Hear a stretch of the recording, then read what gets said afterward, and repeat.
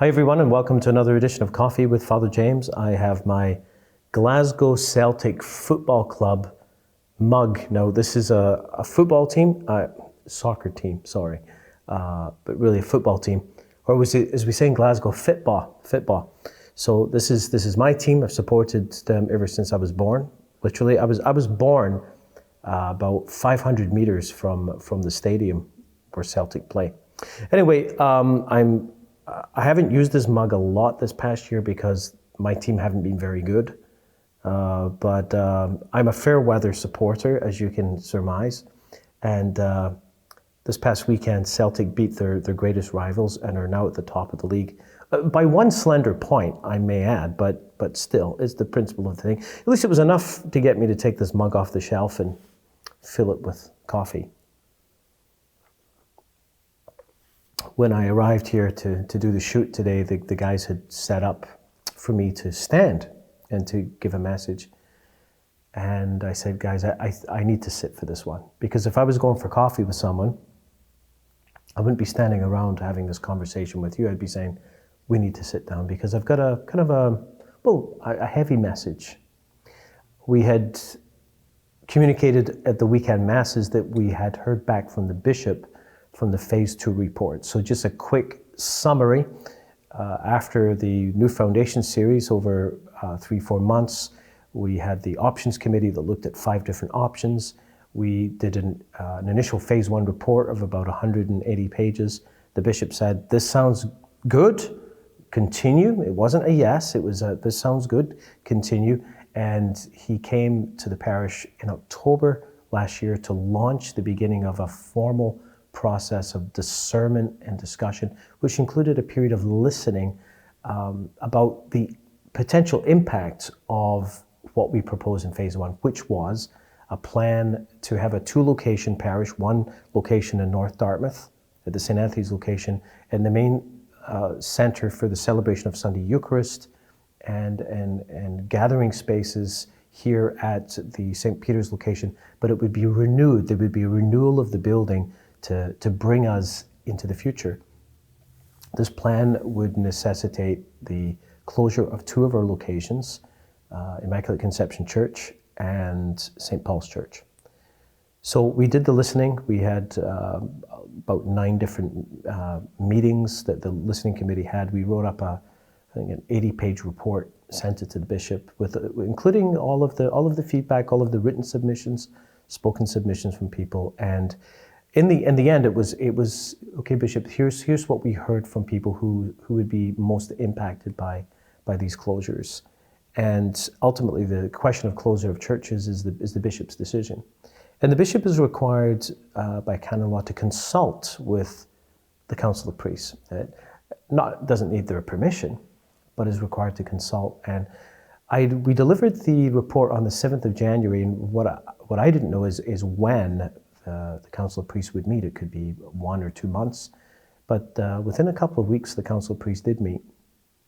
I'm here to tell you today that 2 weeks ago today, as you watch this video, early evening, I did receive a letter from the Archbishop, actually dated January 25th, and he indicated his approval at the proposal of Phase 2, or the Phase 1 proposal. He has given us the go-ahead to proceed with planning for the closure of both Immaculate Conception Church and St. Paul Church.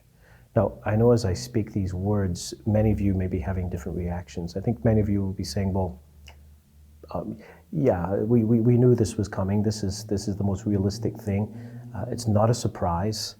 I think some of you may be surprised that the decision has actually been made to proceed, and it was made fairly quickly. And let's be honest, I think some of you may be watching this video may be heartbroken right now as you listen to me. You feel a pain in your heart because of the significance of what these beautiful church buildings that have served the church in Dartmouth for so long, of what they mean for you, and that you held on to a hope that perhaps there was some way that we didn't have to do this. I think as I sit here with you and being very honest, I mean, I've been very open from the beginning that I thought that the infrastructure we have here as a parish that we have to deal with. It's impossible to continue because of the cost and the lack of people, and the fact that we need to begin to invest differently to grow the church of people. That my own conviction is that this is necessary, and we can turn this necessary thing even into something good. In spite of my conviction of that, it doesn't change the fact that right now, as I share this news with you, I share it with a heavy heart. I think of Immaculate Conception Church. It's the oldest church building in Dartmouth. It's one of the most beautiful church buildings in our diocese. I think of the history of that place.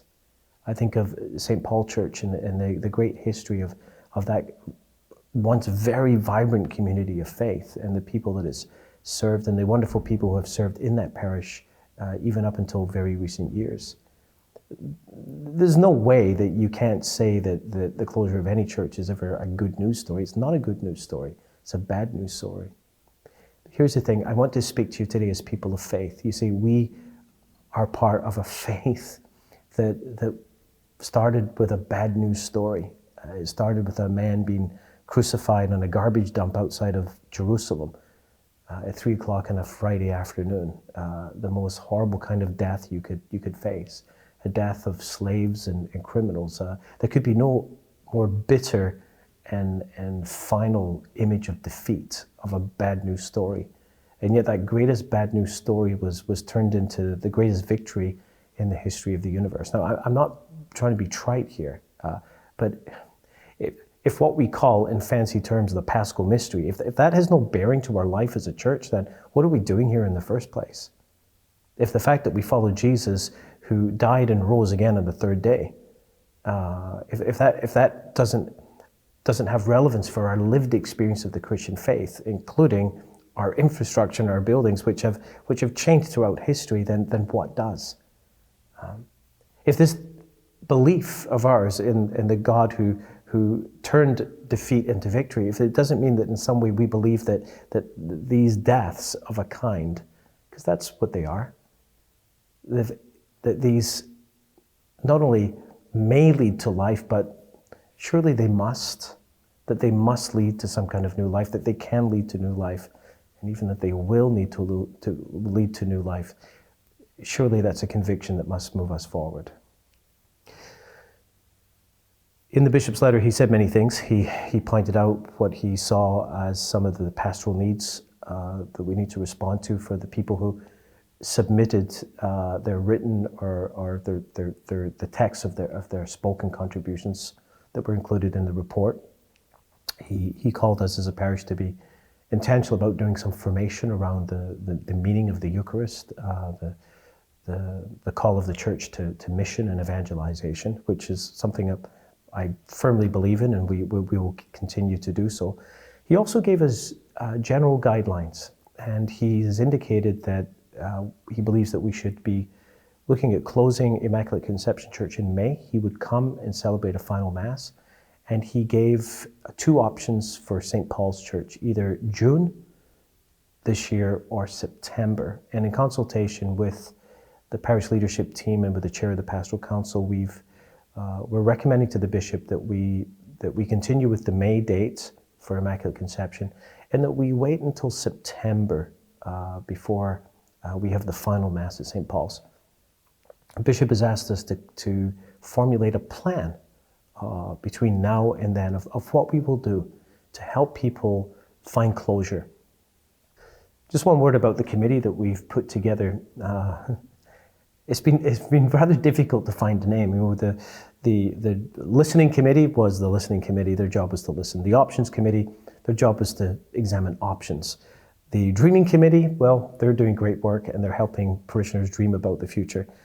What was this committee supposed to do? The committee that was organizing events or a way that we could move through this period of our history as a parish. Well, we started calling it the grieving committee. Then we thought, well, that's a bit too negative. And then we called it the closure committee, because it's not just about closing buildings, it's about helping parishioners find closure for themselves. And well, we're not sure if we're going to stick with that name either. See, this is no way, you can't rely on euphemisms. I mean, the point is that, yeah, there's grief. For many, the grief is real. one of the things this committee is going to do, this process is going to do, is to help people grieve. We thought about calling it the Celebration Committee, but then that sounded rather cold-hearted. But the truth is, don't we even do this at a funeral? We grieve and we also celebrate what that person meant to us. So, I mean, it's probably as good a name as the Grieving Committee, because one of the things we want to do is celebrate the histories, the unique histories of each of these locations. And not only the locations, but the people who helped those locations continue to exist right into our present time. So I'm not sure at this point what name we'll land on, but hopefully we will land on a process that will help people find closure, that will help people grieve, that will help people celebrate, and help people heal and reconcile and be part of a community that has a great future ahead of us. Finally, this past Saturday we had the second session of the Dreaming Committee. It was a great session. We took some of the values that had been identified in the first meeting. We broke people into groups. We heard a great talk on the future, trends that will shape our future. In fact, if you go to our website, if you go to their YouTube channel, you can check out that video, which is on our YouTube channel. And we broke people into small groups to examine how would we live these values in a concrete way. The feedback was amazing, but you know, one of the things that gave me hope is I looked at the screen and saw all the faces, several parishioners who would have a history with the St. Paul's location, young and old, taking part in this meeting, taking part in these discussions. But I also saw people from the Immaculate Conception location and the St. Anthony's location and the St. Peter's location. Do you know something? There was a lot of people on that call who have actually joined our parish since Our Lady of Guadalupe formed. We already are a new parish. And so let's embrace this process together. Let's dream together, let's plan together, let's pray together, and ultimately let's play together as well in whatever the future the Lord has in store for us. God bless.